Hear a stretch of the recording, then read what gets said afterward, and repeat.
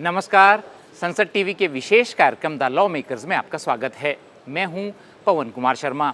हमारी संसद देश की सबसे बड़ी पंचायत है और लोकतंत्र के इस मंदिर से देश की जनता की आशाएं आकांक्षाएं जुड़ी हुई हैं। इन आशाओं और उम्मीदों को पूरा करते हैं हमारे जनप्रतिनिधि यानी सांसद, जिन्हें हम लॉ मेकर्स भी कहते हैं।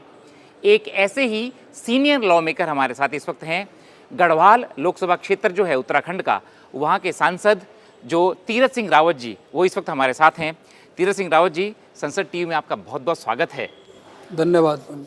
सबसे पहला सवाल मेरा आपसे यही, क्योंकि आप लंबे समय से राजनीतिक क्षेत्र में हैं, ये राजनीति में जनसेवा के लिए आए या क्या क्या क्या दिमाग में था जब आप आए राजनीति में? यदि मैं आपको सच कहूं तो विद्यार्थी जीवन में मैं एक सामाजिक और जो संस्था उससे जुड़ गया था। दूर दूर तक राजनीति नहीं जानता था। सोशल वर्कर के रूप में काम शुरू किया और राष्ट्रीय स्वयंसेवक संघ का एक स्वयंसेवक के नाते कार्य प्रारंभ किया विद्यार्थी के साथ साथ में। कुछ समय के लिए पूर्णकालिक भी रहा, प्रचारक जिसे कहते हैं हम लोग। लेकिन कुछ वर्षों बाद, 5-6 वर्ष बाद, मुझे विद्यार्थी परिषद एक छात्रों का जो विंग है अखिल भारतीय, उसमें काम करने के लिए संगठन की ओर से कहा। मैं 11 वर्ष तक लगभग पूर्णकालिक के रूप में रहा हूँ।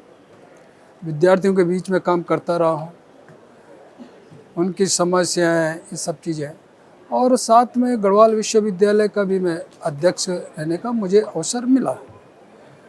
लेकिन मैंने जैसे कहा कि मैं राजनीति नहीं जानता था। लेकिन एक समय ऐसा आया कि 85 में अटल जी आए पहाड़ के दौरे पे, जब वो हार गए थे, तो उस समय भाजपा शहरों में होती थी, दूर दूर तक नहीं होती थी। और हमको कहा कि लखनऊ से गजे नेता पूर्णकालिक के रूप में थे संगठन में, उन्होंने कहा कि भाई अटल जी के कार्यक्रम को करना है, देखना आप लोगों को। तो संघ के नाते वो जिम्मेदारी, विद्यार्थी परिषद, हम लोग तो पोस्टर लगाना, ये सब करना और काम किए, प्रचार प्रसार से लेकर के। इवन कि मैं कहूँ कि उस समय अटल जी की सभा करने के लिए, संचालन के लिए कोई भाजपा का भी कार्यकर्ता नहीं मिला। विद्यार्थी परिषद का एक बेसी पाटन का छात्र और रिसर्च स्कॉलर, 2 कार्यकर्ताओं से हमने सभा का संचालन कराया है। उम्मीद कर सकते हैं जब तब भाजपा उस समय बहुत कम। तो तब मुझे लगा कि भाजपा भी एक राजनीतिक क्षेत्र अपना संगठन, परिवार का, संघ का ऐसा है। और उससे प्रेरणा किस समय की बात कर रहे हैं आप? मैं 84-85 के लगभग की बात है, और ये दौर था उस समय। और तब मैं भाजपा को समझा हूँ। नहीं तो मैंने कहा मैं तो स्वयं सेवक था, दूर दूर तक नहीं जानता था। लेकिन उसके बाद भी मैं विद्यार्थी परिषद काम करता रहा और अपना 95-96 तक। तत्काल उसके बाद फिर वापस हुआ। तो वापस होने के बाद राजनीतिक क्षेत्र में मुझे पूर्णकालिक के रूप में तैयार था, कुछ देखा इधर उधर नहीं था। युवा मोर्चे उत्तर प्रदेश में, फिर मैं युवा मोर्चे में उत्तर प्रदेश का उपाध्यक्ष बना। और उसके 1 साल रहने के बाद ही फिर एमएलसी का चुनाव हो गया, और वो चुनाव भी मुझे लड़ा दिया। और आप जानते हैं एमएलसी का चुनाव बहुत भारी भरकम, इस तरह का पूरा बड़ा चित्र, पैसा, ये सब अपने बात। तो यहाँ से शुरुआत राजनीति में मेरा हुआ और फिर पूरी तरह से भाजपा में आगे बढ़ा। अब आप विधायक बने, आपको प्रदेश के पार्टी की ओर से अध्यक्ष बनने का मौका मिला, आपको मुख्यमंत्री बनने का मौका मिला, और आप सांसद तो हैं ही अब। तो ये जितने भी पद हो सकते हैं एक जनप्रतिनिधि के रूप में, वो आपको कार्य करने का मौका मिला है। और साथ में क्या है कि आपने जब आजकल के मौजूदा बात करें तो आपको प्रश्नकाल के दौरान, शून्यकाल के दौरान, नियम 377 के अंतर्गत आपको समस्याओं को रखने का, क्योंकि आप गढ़वाल से संबंध रखते हैं, वहाँ की समस्याओं को रखने का और उत्तराखंड की जो समस्या उनको रखने का मौका मिलता है। तीरथ जी, ऐसी कौन सी बड़ी समस्या आपने इस दौरान रखी और उसका फ़ायदा जनता को हो गया, उत्तराखंड की जनता को हो गया? देखिए, पहली बात तो मैं यदि कहूँ कि उत्तराखंड के प्रति जिस तरह प्रधानमंत्री मोदी जी का दृष्टिकोण और उनका लगाव और उसके कारण उत्तराखंड का चौमुखी विकास इन दशकों में हुआ है, इन वर्षों में। और अटल जी को भी मैं बहुत बहुत हृदय से गदगद भाव से बधाई दूंगा कि जिस उत्तराखंड आंदोलन के लिए संघर्ष किया लोगों ने वहाँ, और उसको देने का काम अटल जी ने पूरा किया। वो उत्तराखंड का सपना, जो इस प्रकार आंदोलनकारियों के सपने को पूर्ण करने का काम अटल जी ने, विशेष राज्य का दर्जा भी उस समय दिया। ये अपने आप में बहुत बड़ा अहम बात है कि इस तरह का जो डिमांड नहीं थी हमारी, और उसमें को भी उन्होंने विशेष राज्य का दर्जा दिया। लेकिन उसको आगे संवारना, आगे बढ़ाना, विकास तेजी से बढ़ना, वो प्रधानमंत्री मोदी जी ने किया कर रहे हैं। तो सड़कों का जाल है जो गडकरी जी ने जिस तरह छाया, और मोदी जी के नेतृत्व में आज 4 धाम सड़क है, ऑल वेदर रोड है, भारतमाला रोड है, नेशनल हाईवे तो जगह जगह जो पट गया है, तो उसकी कोई कितनी नहीं है, सीमा नहीं, इतना ज़्यादा काम इतना तेज़ी से बढ़ा है। बद्रीनाथ केदारनाथ का विस्तारीकरण प्रधानमंत्री मोदी जी की जो ड्रीम प्रोजेक्ट है, और उसको बढ़ाने का काम।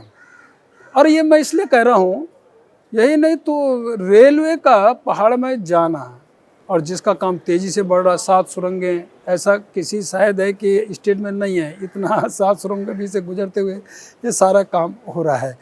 तो मैं, और ये सब मेरी लोकसभा में, मैंने इसलिए ये बात कही, ये जो 4 धाम है, ऑल वेदर है, और ये आपका रेलवे, ये मेरी लोकसभा में जहाँ से लगती है, बनती है रेलवे, जहाँ से फिर शुरू हो रही है, आप वहाँ कह से रहे हैं मेरा कि इन सभी योजनाओं का फायदा या जो इंफ्रास्ट्रक्चर का फायदा है वो गढ़वाल की जनता को हो रहा है। श्योर जो मैंने ये कहा। और बाकी उत्तराखंड के अंदर तो हो ही रहा, चारों तरफ पूरी तरह ऑल वेदर तो ये सारा है। लेकिन मैं जहाँ तक आपने कहा कि क्वेश्चन है आवर है, 0 आवर है, 377 है, जैसे जैसे सदन, मेरा सौभाग्य रहा कि जब मैं सांसद बनकर आया, शपथ लिया, तो उसी मेरा 15-20 दिन के अंदर एक क्वेश्चन लग गया और 0 आवर में बोलने का मौका मिला। 377 में भी मेरा आया तो उसमें बोलने का मौका मिला। यानी शुरू का ही जो टर्म था, और उससे लगातार कोई टर्म ऐसा नहीं जाता जो चाहे शीतकालीन हो, ग्रीष्मकालीन हो, मानसून हो, सभी में मेरा लगा है, ये कहना है। क्योंकि लॉटरी सिस्टम है तो लॉटरी में भी ये है, क्योंकि वैसे तो लॉटरी तो ये भी भाग्य। तो उसके साथ साथ जब हुआ तो मैंने बहुत महत्वपूर्ण उत्तराखंड के हिसाब से, जैसे कि वहाँ अभी कनेक्टिविटी, कोविड आया, कोविड के समय में कहा कि ऑनलाइन हमारा एजुकेशन, बच्चों को पढ़ना, लेकिन ऑनलाइन हो गया, सीधा क्लासें नहीं चली हैं। तो उसमें कनेक्टिविटी, और पहाड़ों में दूर दराज के क्षेत्रों में आपका टावर न होना, कई जगह टावर हैं भी तो काम नहीं करना, ये सारी दिक्कतें, प्रॉब्लम उस समय रही है। तो वो मैंने यहाँ उठाया और बहुत महत्वपूर्ण मेरे लिए था। तो उसके उठाने के उस पर कि तत्काल संज्ञान लिया सरकार ने, मंत्री जी ने, और वो टावर बड़ी संख्या में इस समय वो स्वीकृत हुए हैं। पहली बात तो ये है, बहुत जो आवश्यक है, क्योंकि बैंक है तो आपका पोस्ट ऑफिस है, नेटवर्क नहीं हुआ तो कैसे हुआ? आज सारा काम डिजिटल हो गया है, नेटवर्क से संबंधित हो गया, तो वो मेरे लिए बहुत बड़ा लाभकारी। यही नहीं तो आज हम कहते हैं खेती से जुड़ना, पलायन रोकना, लेकिन साथ में जंगली जानवरों का होना और उसके कारण खेती ना होना, तो वो भी मेरा यहाँ पे मैंने उठाया उस बात को कि आज खेती करना चाहते हैं लेकिन जंगली जानवर है, तो वो इतना तेज, सुअर है, आपका चीता है, बाघ, ये सब चीज़ें बड़ी संख्या में। और यही नहीं तो घात भी लगाए बैठे हैं, बहुत सारे बच्चे, महिलाओं को भी पूरी तरह मार है ना गिराया, तो ऐसे उस पर रोक लगनी चाहिए। तो ये भी मैंने उठाया सदन के अंदर विषय कहा, जो बाड़ा है, बाड़ों में से तो अन्यत्र न ले जाया जाए, न छोड़ा जाए, इस तरह का भी, क्योंकि हमारे सामने आता है कि साफ छोड़ दिया जाता है बाड़ा, ये सब। तो ये सारी चीज़ें रही, ये भी एक महत्वपूर्ण वहाँ के लिए। तो मैंने कहा कि ये भी मेरा क्वेश्चन था, महत्वपूर्ण था, इसको लिया। बाकी बहुत सारे ऐसे क्वेश्चन से दूर लगे मेरा वहाँ था कि भैया भाषाओं का, तो जैसे अन्य स्टेटों में भाषा हैं, कन्नड़ है, बंगाली है, गुजराती है, मलयालम है, पंजाबी, सारा हमको क्यों ना भाई, हमारा जौनसारी, हमारा आपका कुमानी है, गढ़वाली है, ये सारा मौका मिलना चाहिए। उत्साह हमारे जब कल्चरल एक्टिविटीज़ हम लोग करते हैं, सांस्कृतिक कार्य करते हैं, और उसका एक वातावरण पूरा यहाँ नहीं तो मुंबई तक सारा जगह देश उसका आनंद लेता है, तो क्यों फिर बोलेंगे। तो इसको भी धारा 8 के अंतर्गत है, उसमें लेना चाहिए। तो ये भी एक था। जी तीरथ जी, आपको जो है ज़ीरो आवर और प्रश्नकाल में तो मौका मिलता ही है। बड़ी बात ये भी, जब समितियों के भी आप सदस्य हैं, आप ट्रांसपोर्ट से जुड़ी हुई समिति में भी हैं, आप MP लैड से जुड़ी हुई समितियों में भी है, वहाँ पे भी अलग अलग सिफारिशें होती हैं और सिर्फ वो जनता के कल्याण के लिए होती हैं। तो वहाँ आपका योगदान, वहाँ आप क्या बातें रखते हैं, क्या डिस्कशन होता है, आपका योगदान वहाँ उन समितियों में, ताकि वो जो आपके क्षेत्र की जनता हो या देश की जनता हो, उसके लिए वो कल्याणकारी नीति बन जाए, वो सिफारिशें लागू हो जाए, उस विषय में क्या बड़ी बातें आपने रखी वहाँ और उनका फ़ायदा भी हो गया, इम्प्लीमेंट भी हो गया? देखिए, पहली बात है कि ट्रांसपोर्ट, टूरिज्म और पर्यटन, कल्चरल अपने आप में बहुत बड़ा विभाग है। ट्रांसपोर्ट ही है तो ट्रांसपोर्ट में रेलवे भी, तो नीचे आपका सड़क मार्ग भी है, जल मार्ग भी है, एयर मार्ग, सारे उसमें आए हैं। और कल्चरल तो है ही, पर्यटन। और मैं कहूँ कि ये सारा मेरे उत्तराखंड के लिए तो बड़ा महत्वपूर्ण है, और हिमालय राज्य के लिए जो भी है, तो वो किया। उसमें मुझे काफ़ी बार मौका मिला कि आपका एयर कनेक्टिविटी है। मैंने कहा कि देहरादून हमारा इंटरनेशनल होना चाहिए। देहरादून एक ऐसा क्षेत्र है जो पर्यटन से आदि शहर आम जाते हैं, तो इंटरनेशनल हुआ, लेकिन उसको जल्दी से कैसे काम होना। आपका उड़ान है, तो उड़ान दस्ते पहाड़ी जैसे नेपाल के अंदर भी उड़ान व्यवस्था, छोटे छोटे हेलीकॉप्टर जाया करते हैं, आम आदमी भी उसमें अपनी सेवाएं देता है, जाता है। यहाँ भी होना चाहिए। पहाड़ में आपका बड़े बड़े एयरपोर्ट नहीं बन सकते हैं, तो क्या पहाड़ों के लिए योजना, तो वो भी मैंने, तो उसमें संख्या माननीय गिर जी अन्य इस तरह का उसमें उड़ान व्यवस्था दी, तो लेकिन मैंने कहा इसमें बढ़ना चाहिए, तो उसमें मैंने बढ़ाने का काम किया। इवन कि अपना गौचर है एक जो बद्रीनाथ, केदारनाथ, ये भी उससे जुड़ता है, हेलीपैड है, लेकिन बरसों से है वो, उस पर जहाज नहीं उतरे हैं, छोटा पहाड़ी लग गई हो गई। मैंने कहा उसमें काम होना चाहिए जल्दी से, इस तरह का होना। तो उड़ान शुरू हुआ, वहाँ श्रीनगर में उड़ान शुरू हुआ, आपका चिन्यालीश्वर में शुरू हुआ, आपका अन्य जगह और भी शुरू हुआ है। तो यही नहीं तो अल्मोड़ा के अंदर पिथौरागढ़, ये सारा, तो ये सारे विषय मैंने कमेटी में लिए, इवन के सचिवों को संज्ञान में लाया, और उसमें मैंने जोर शोर से इस विषय को भी ये रखा। जी तीरथ जी, आपको उत्तराखंड के मुख्यमंत्री के रूप में काम करने का मौका भी मिला, और आपको उत्तराखंड की समस्याएं अच्छे से पता हैं कि क्या समस्याएं हैं, क्योंकि उत्तराखंड का जो युवा है वो पलायन करना पड़ता है रोज़गार के विषय में, दिल्ली आना पड़ता है, बड़े शहरों में जाना पड़ता है, ये बड़ी समस्या है। पलायन एक बड़ी समस्या है उत्तराखंड की। एक मुख्यमंत्री के तौर पे भी, एक सांसद के तौर पे भी, और एक सामान्य नागरिक के तौर पे भी, आपको क्या लगता है उत्तराखंड की बड़ी समस्याएं क्या हैं, और भविष्य में आपका विज़न भी क्या है कि उन समस्याओं को कैसे टैकल करेंगे, कैसे दूर करेंगे? देखिए, मैंने जैसे कहा कि प्रधानमंत्री मोदी जी का जिस तरह विज़न है, और जिस तरह उनके ड्रीम प्रोजेक्ट और वहाँ के लिए और किए, और उन्हीं को हम आज धरातल पे उतारने का काम कर रहे हैं। स्वास्थ्य की दिशा में यदि कहूँ, पहाड़ों में डॉक्टर चढ़ता नहीं, बहुत सारे हॉस्पिटल, लेकिन प्रधानमंत्री मोदी जी के जिस तरह विजन के हर जिले में मेडिकल कॉलेज खोलना, इतने नर्सिंग कॉलेज भी उसके साथ होना, ये जो शुरू हुआ, और अपने ओर से डॉक्टर चढ़ना चाहिए, जाना चाहिए, वो व्यवस्था देने का काम, उसको मैंने उस समय तेज़ी से, और लगभग नहीं भी होंगे तो 2000 के लगभग उस समय डॉक्टर्स मैंने भेजे तत्काल जब मैं आया, और जो था खाली, और ऐसे स्थान थे जहाँ के डॉक्टर कभी जाए नहीं करते थे। छोटे छोटे PSC है, CSC है, वहाँ तो होता नहीं। कई बार फार्मेसी डॉक्टर का भी काम कर रहा है, दवाई बांटने में काम कर रहा है, ये भी स्थितियाँ वहाँ थी। यही नहीं तो कभी झाड़ू जो वो भी दवाई बढ़ रहा है, जब देखी ये परिस्थितियाँ मैंने देखी थी, इसलिए कि मैं फील्ड का आदमी हूँ, मैं फील्ड में जाता था, शुरू से मैं समाज लोगों के बीच में रहता था, क्षेत्र में रहता था, तो मुझे मालूम था। मैंने पहला काम किया कि डॉक्टरों को उन स्थानों PHC CHC भेजने का काम किया। कोई स्थान खाली नहीं छोड़ा पहाड़ का। मेरे पास सिफारिशें आई बहुत सारा कि देहरादून में रखने के लिए, हल्द्वानी में रखने के लिए, साहब मत भेजिए बच्चों, जो कि अपने भी निकट के ऐसे परिवार संगठन के आदि के, मैंने किसी की नहीं सुनी।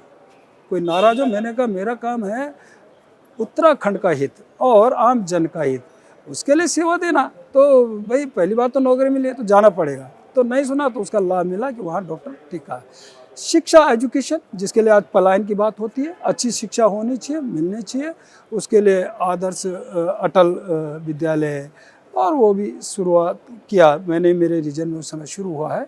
बहुत सारा चीज़ें रही है।